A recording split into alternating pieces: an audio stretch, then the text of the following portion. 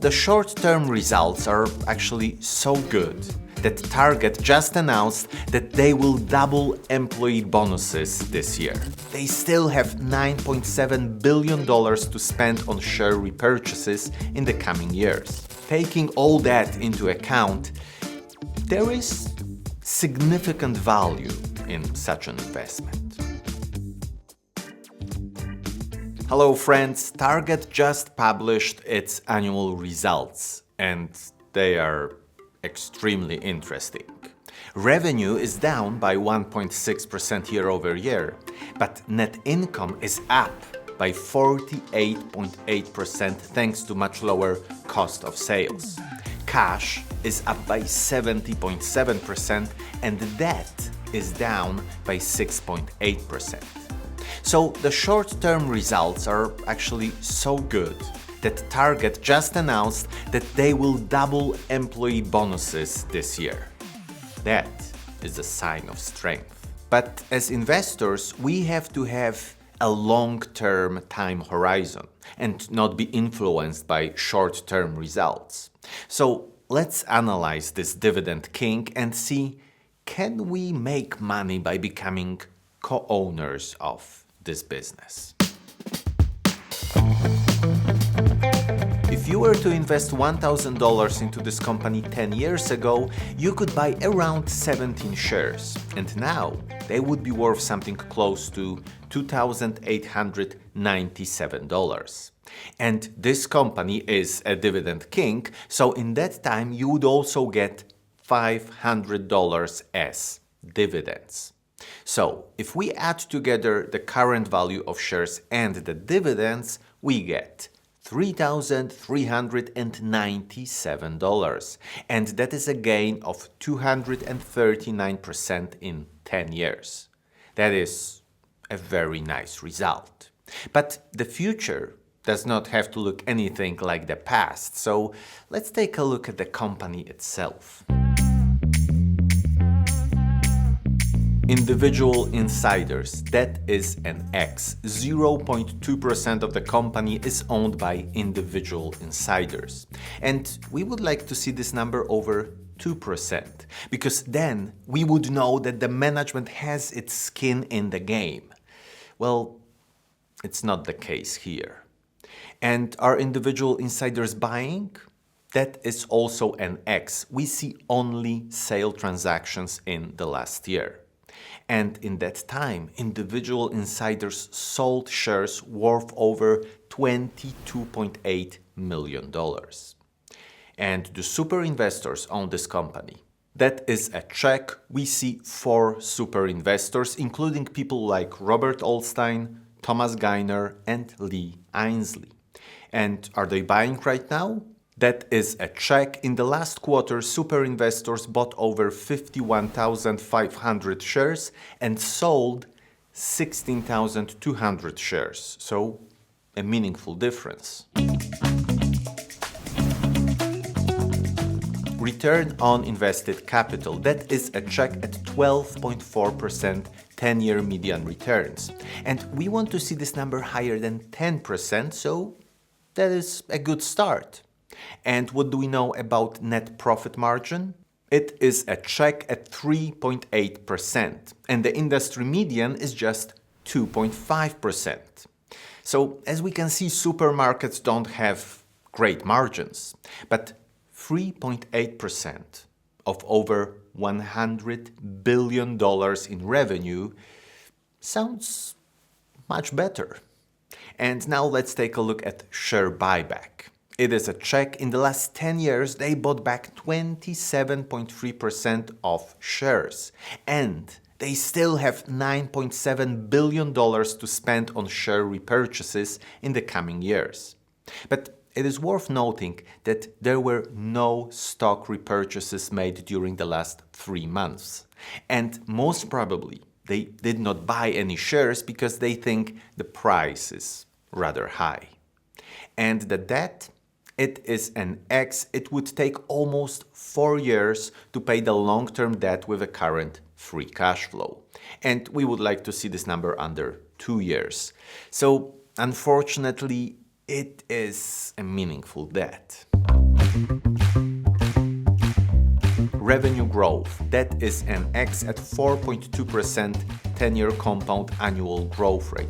And we would like to see this number higher than 10%. But to be fair, it is hard to expect such growth from a huge company like Target. And free cash flow growth, that is an X at 4%, so another disappointing result.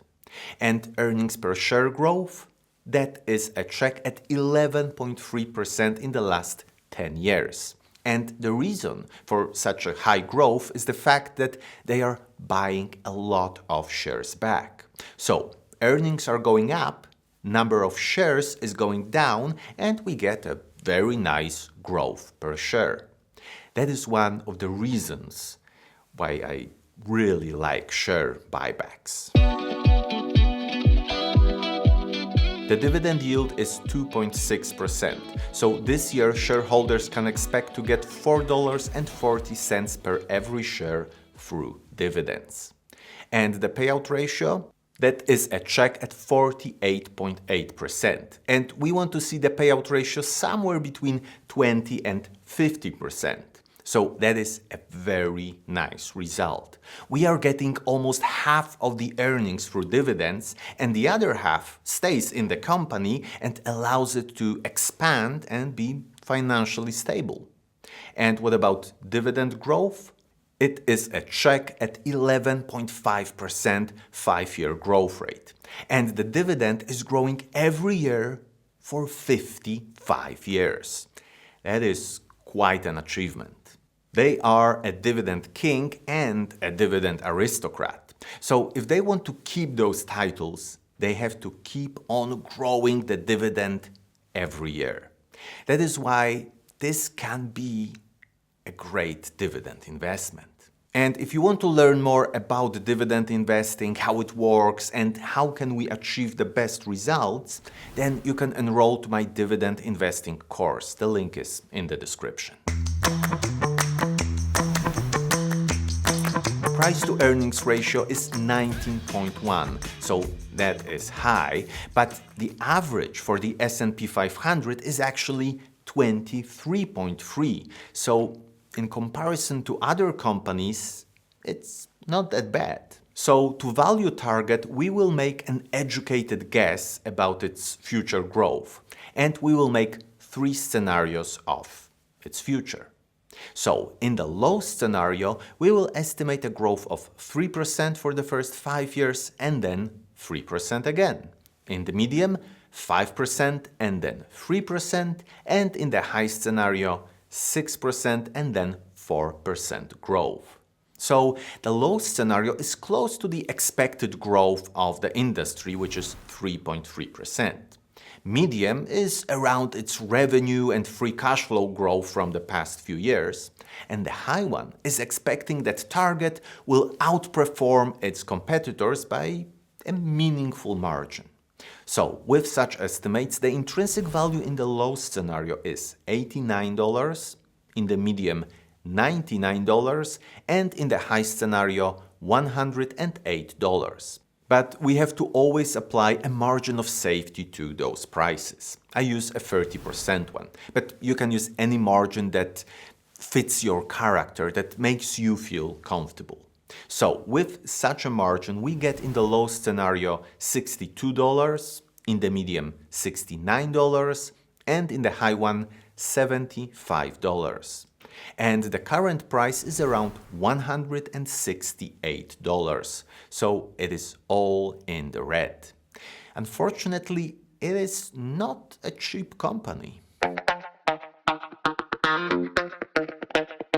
Target is very strong. It has a nice financial health, decent growth for a company its size, but it is mainly a dividend investment. The dividend yield may not appear high, but if we consider its growth rate of 11.5% annually, then it starts to look nice. And it is a dividend king, so the likelihood of the dividend not increasing in the future is, well, minimal, especially with a solid dividend payout ratio. Taking all that into account, there is significant value in such an investment. Of course, the price is the problem, but it's rare to find a well-established, secure company like Target at a low price. If you're interested in learning about another dividend king, you can check out my analysis of the Coca-Cola company. Thank you so much for watching and see you in the next one.